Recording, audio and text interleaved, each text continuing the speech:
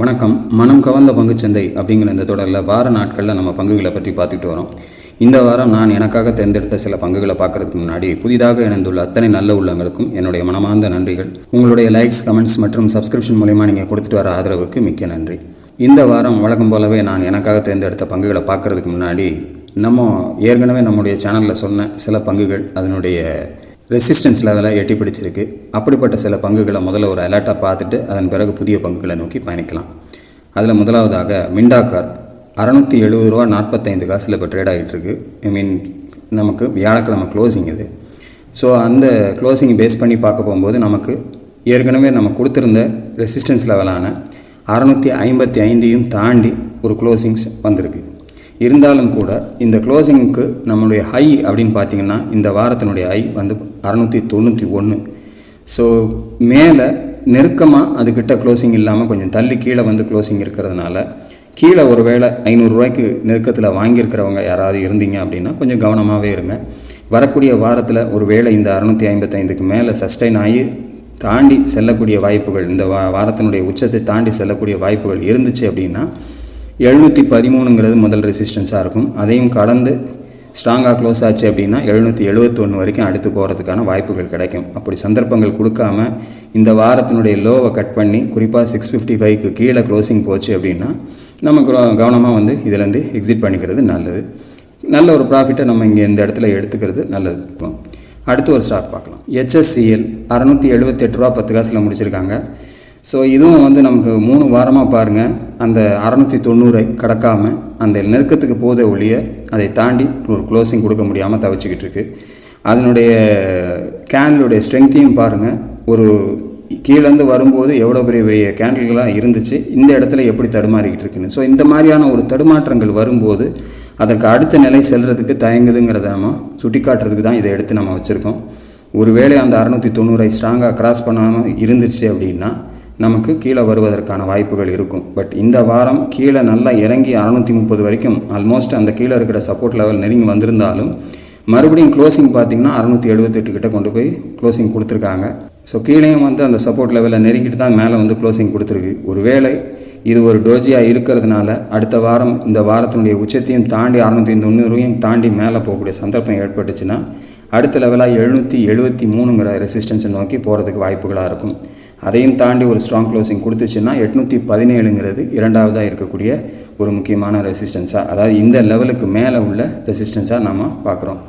So அது மட்டும் இல்லை, இந்த இடம் வந்து பார்த்திங்கன்னா ஒரு 52 வீக் ஹையை கிராஸ் பண்ணக்கூடிய இடம். அதை தாண்டி அந்த 690 தாண்டி இது வரைக்கும் ஒரு க்ளோசிங் கொடுக்கல அப்படிங்கிறதுல காரணங்களும் இதுதான். அந்த லெவலை தாண்டி ஒரு க்ளோசிங் கொடுத்தா ஒரு ஸ்ட்ராங்காக இருக்கிறதுக்கு சான்சஸ் இருக்குது. வாய்ப்புகள் தரல அப்படின்னா நம்ம கொஞ்சம் கவனமாக இருக்கிறது நல்லது அப்படிங்கிறதுக்காக தான் இதை ஒரு அலர்ட்டாக எடுத்து போட்டிருக்கேன். நம்ம கொடுத்த இடம் வந்து 478லேருந்து கொடுத்தோம், கீழே வந்து ஒரு பாட்டம் எடுத்து திரும்புது அப்படிங்கிறதுனால இப்போ இந்த இடத்துல என்ன செய்ய போகுதுங்கிறத கவனமாக பார்த்துக்குங்க. அடுத்து ஒரு ஸ்டாக் வால் AB capital, Aditya Birla capitals 390 ரூபா 80 காசில் முடிச்சிருக்காங்க. ஸோ ஃபஸ்ட்டு லெவல் நெருங்கியிருக்காங்க, தொட்டிருக்காங்க, தாண்டியிருக்காங்க. 399 வரைக்கும் போயிருக்கு.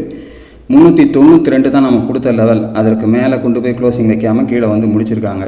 இருந்தாலும் அதையும் தாண்டி ஒரு ஸ்ட்ராங் க்ளோசிங் கொடுக்கக்கூடிய சந்தர்ப்பம் கொடுத்து க்ளோசிங் போச்சு அப்படின்னா 421ங்கிறது அடுத்த லெவலாக இருக்கும். அதையும் தாண்டி ஒரு ஸ்ட்ராங் க்ளோசிங் கொடுத்தா 454 அப்படிங்கிறது அதுக்கு அடுத்த லெவலாக வரும்.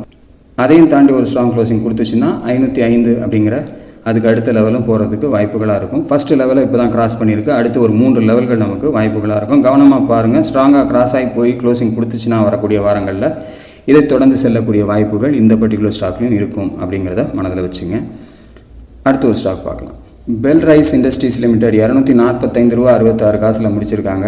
ஸோ 245ங்கிறது தான் நம்ம கொடுத்துருக்க முதல் ரெசிஸ்டன்ஸ். அது போன வாரமே டச் பண்ணியிருக்கு. இந்த வாரமும் அதே லெவலில் தான் இருக்குது. கவனத்தோடு பார்த்துக்குங்க. ஒருவேளை இந்த வாரம் தாண்டி செல்லலை அப்படின்னா கொஞ்சம் ப்ராஃபிட் புக் பண்ணி எடுத்துக்கிறது, ஒரு இன்ட்ரீம் ப்ராஃபிட்டாகவே நம்ம எடுத்துக்கிறது கூட நல்லது. ஆனால் அதை தாண்டி ஸ்ட்ராங்காக போச்சு அப்படின்னா 271 தான் அடுத்த லெவல். அதையும் தாண்டி ஸ்ட்ராங்காக க்ளோஸ் ஆச்சு அப்படின்னா 298ங்கிறது அதுக்கு அடுத்தபடியாக இருக்கக்கூடிய லெவல். இந்த 2 வாய்ப்புகளும் இதை தாண்டி ஒரு ஸ்ட்ராங் க்ளோசிங் கொடுக்கும்போது நமக்கு வாய்ப்புகள் அமையும். அடுத்து ஒரு ஸ்டாக் பார்க்கலாம். சாரேகாமா இந்தியா லிமிடெட் 480 ரூபா 70 காசில் க்ளோசிங். 489 ரூபா அப்படிங்கிறது தான் நம்ம கொடுத்துருக்க ரெசிஸ்டன்ஸ் லெவல். இந்த வாரம் அந்த லெவலுக்கு தான் போயிருக்கு. உச்சம் வந்து 489 ரூபா 95 காசு. க்ளோசிங் வந்து 480 ரூபா 70 காசில் முடிச்சிருக்காங்க. ஒரு வேளை இதை கடக்கக்கூடிய சந்தர்ப்பம் ஏற்பட்டு வரக்கூடிய வாரம் தாண்டிச்சு அப்படின்னா 538 அப்படிங்கிறது அடுத்து இருக்கக்கூடிய லெவலாக இருக்கும். கவனமாக பார்த்துங்க. கீழே வாங்கியிருக்கவங்க இந்த லெவலை தாண்டி சரியாக போகிறதுக்கான வாய்ப்புகளை எடுத்துக்கலைன்னா ப்ராஃபிட் புக் பண்ணிக்கிறது நல்லது. ஸோ இதுதான் நம்ம கொடுத்துருக்கக்கூடிய அலர்ட்ஸ். ஏன்னா இதெல்லாம் நம்ம ஏற்கனவே சொன்ன ஸ்டாக்குகள் ஓரளவுக்கு அதனுடைய அந்த ரெசிஸ்டன்ஸ் லெவல்கள் நெருங்கி போகும்போது அது எப்படி செயல்படுதுங்கிறத கவனமாக பார்த்துங்க. இப்போ நம்ம 379 கிட்ட இருக்க கேண்டில் பாருங்கள். அதுக்கப்புறம் ஒவ்வொரு கேண்டிலும் அப்படியே ஒரு ஸ்ட்ரென்த் மாறிக்கிட்டே வருது, வால்யூமும் குறைஞ்சிக்கிட்டே போகுது. ஸோ இருந்தாலும் கொஞ்சம் கொஞ்சமாக ஏற்றிட்டு தான் இருக்காங்க, இல்லைன்னு சொல்ல முடியாது. பட் நம்ம கவனமாக இருக்க வேண்டியது அந்த ரெசிஸ்டன்ஸ் லெவலில் அதனுடைய தடுமாற்றங்கள் எந்த இடத்துல வருதுன்றதை பார்த்து க்ளோஸ் பண்ணணும் அப்படிங்கிறதுக்காக தான் நம்ம இதை எடுத்து வைக்கிறோம். தாண்டி போகும்போது நமக்கு இன்னும் கொஞ்சம் கூடுதல் பெனிஃபிட்டுகள் நமக்கு கிடைக்கிறதுக்கு வாய்ப்புகளாக இருக்கும். கண்டிப்பாக நம்ம ஒரு ஸ்டாக்கில் இவ்வளோ ரூபா சம்பாதிச்சிட முடியுங்கிறது வாய்ப்புகளே கிடையாது. சில நேரங்கள் நம்ம நினைப்போம் சரி 4 ரெசிஸ்டன்ஸையும் தொடர்றதுக்கு வாய்ப்புகள் கொடுக்கும் அப்படின்னு. சில நேரம் முதல் ரெசிஸ்டன்ஸிலே தவறி திருப்பி கீழே வர்றதுக்கான சந்தர்ப்பங்களாக இருக்கும். ஒன்று அந்த ஸ்டாக்குடைய செயல்பாடுகள் காரணமாக இருக்கலாம், இல்லை அந்த நேரத்தில் ஏதாவது வந்திருக்கக்கூடிய செய்திகள் சூழ்நிலைகள் காரணமாக இறங்கிறதுக்கும் வாய்ப்புகளாக இருக்கணும். எப்படி இருந்தாலும் நம்முடைய நஷ்டத்தை குறைத்து லாபத்தை கூட்டுவதற்கு சரியான இடத்தில் நம்ம ப்ராஃபிட் புக் பண்ணிக்கிறது ரொம்ப முக்கியம் அப்படிங்கிறத மனதில் வச்சுங்க. ஸோ இதுதான் இந்த வாரத்துக்கான என்னுடைய அலர்ட்ஸில் நான் சொல்ல வேண்டிய சில ஸ்டாக்குகளில் சொல்லியிருக்கேன். ஸோ இன்றைக்கான என்னுடைய தேர்வுகள் என்னென்னன்றதை பார்த்துடலாமா? இந்த வாரத்துக்கான என்னுடைய முதல் தேர்வு புன்னவலா ஃபின்கார்ப் லிமிடெட். 440 ரூபா 30 காசில் க்ளோசிங். ஸோ இந்த 40ங்கிறது ஒரு பெரிய தடையாக இருக்குது. அதை தாண்டினா 465ங்கிறத நெருங்கி செல்கிறதுக்கு வாய்ப்புகளாக இருக்கும். இப்போ நான் சொன்ன மாதிரி இது ஏற்கனவே ஒரு முறை இந்த 440 உடைச்சி சென்றாலும் அந்த 465 வரைக்கும் போயிட்டு மறுவாரம் அதை தொடர்ந்து செல்ல விடாமல் சந்தர்ப்ப சூழ்நிலைகள், மார்க்கெட் கண்டிஷனோ இல்லை இந்த பர்டிகுலர் ஸ்டாக்கில் ஒரு ப்ராஃபிட் புக்கிங்கோ அந்த இடத்துல வந்து அதுக்கு அடுத்த கன்ஃபர்மேஷன் இல்லாமல் திரும்பி இருக்குது.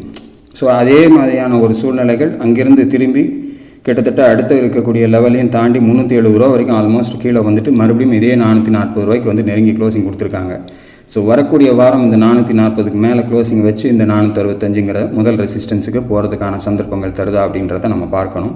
அப்படிப்பட்ட ஒரு வாய்ப்பை கொடுத்துச்சு அப்படின்னா முதல் ரெசிஸ்டன்ஸாக 465, அதையும் தாண்டி ஒரு ஸ்ட்ராங் க்ளோசிங் கொடுத்துச்சுன்னா 490ங்கிறது ரெண்டாவது ரெசிஸ்டன்ஸ், அதையும் தாண்டி ஒரு ஸ்ட்ராங் க்ளோசிங் கொடுத்துச்சுன்னா 525ங்கிறது மூன்றாவது ரெசிஸ்டன்ஸாக இதில் இருக்குது. அதையும் தாண்டி ஒரு ஸ்ட்ராங் க்ளோசிங் கொடுத்துச்சுன்னா 570 அப்படிங்கிறது நான்காவது ரெசிஸ்டன்ஸாக வர்றதுக்கு வாய்ப்புகளாக இருக்கும்.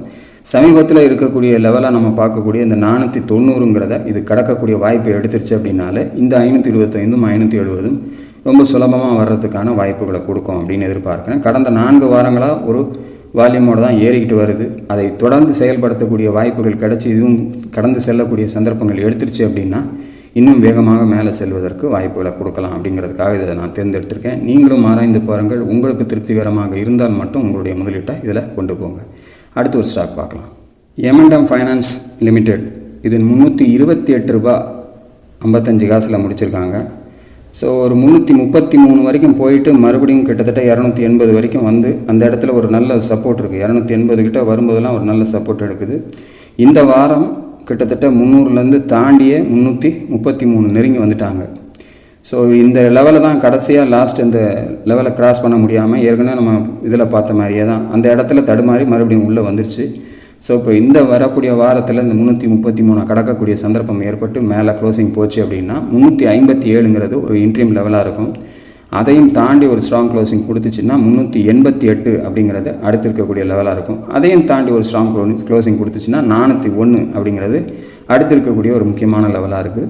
அதையும் தாண்டி ஒரு ஸ்ட்ராங் க்ளோசிங் கொடுத்துச்சுன்னா 441 அப்படிங்கிறது அதுக்கு அடுத்தபடியாக இருக்கக்கூடிய ஒரு முக்கியமான லெவலாக இந்த 4 லெவல்கள் இருக்குது. ஸோ க்ளோசிங் வந்து 333க்கு மேலே வைக்கணும். அப்படிப்பட்ட ஒரு சந்தர்ப்பத்தை இந்த பர்டிகுலர் ஸ்டாக் கொடுத்துச்சுன்னா மட்டும் நமக்கு அடுத்தடுத்து இது செல்லக்கூடிய வாய்ப்புகள் இருக்குது அப்படிங்கிறத மனதில் வச்சுங்க. ஸோ நீங்களும் ஆராய்ந்து பாருங்கள். உங்களுக்கு திருப்திகரமாக இருந்தால் மட்டும் உங்களுடைய முதலீட்டை இதில் கொண்டு போங்க. அடுத்த ஒரு ஸ்டாக் பார்க்கலாம். மூன்றாவதாக பார்க்கக்கூடிய ஸ்டாக் வந்து மதர்சன். 151 ரூபா 71 காசில் முடிச்சிருக்காங்க. ஸோ இந்த 145 கடக்காமல் ரொம்ப கிட்டத்தட்ட ஒரு 3 வாரங்களாக தடுமாறிக்கிட்டு இருந்துச்சு. போன வாரம் அதற்கு மேலே க்ளோசிங் வச்சா கூட ஸ்ட்ராங்காக இல்லை. இந்த வாரம் கொஞ்சம் ஸ்ட்ராங்காகவே அந்த ஹை கிட்ட நெருங்கி, இதற்கு முன்னாடி போன ஹை கிட்ட நெருங்கி கொண்டு போய் க்ளோசிங்கை வச்சுருக்காங்க. இதற்கு முன்னாடி போன டாப் நியரஸ்ட் டாப்னு பார்த்தீங்கன்னா 151 ரூபா 77 காசு. இப்போ இதனுடைய க்ளோசிங்கும் பார்த்தீங்கன்னா 151 ரூபா 71 காசு கிட்ட இருக்குது. ஸோ உச்சம் வந்து 155. இந்த ஒரு 155 தாண்டி வரக்கூடிய வாரம் ஸ்ட்ராங்காக க்ளோசிங் போக ஆரம்பிச்சதுன்னா 165ங்கிறத அடுத்த லெவலை நோக்கி செல்வதற்கு முதல் வாய்ப்புகளாக இருக்கும். அதையும் தாண்டி ஒரு ஸ்ட்ராங் க்ளோசிங் கொடுத்துச்சு அப்படின்னா 190ங்கிற இரண்டாவது லெவலை நோக்கி செல்வதற்கான வாய்ப்புகளாக இருக்கும்.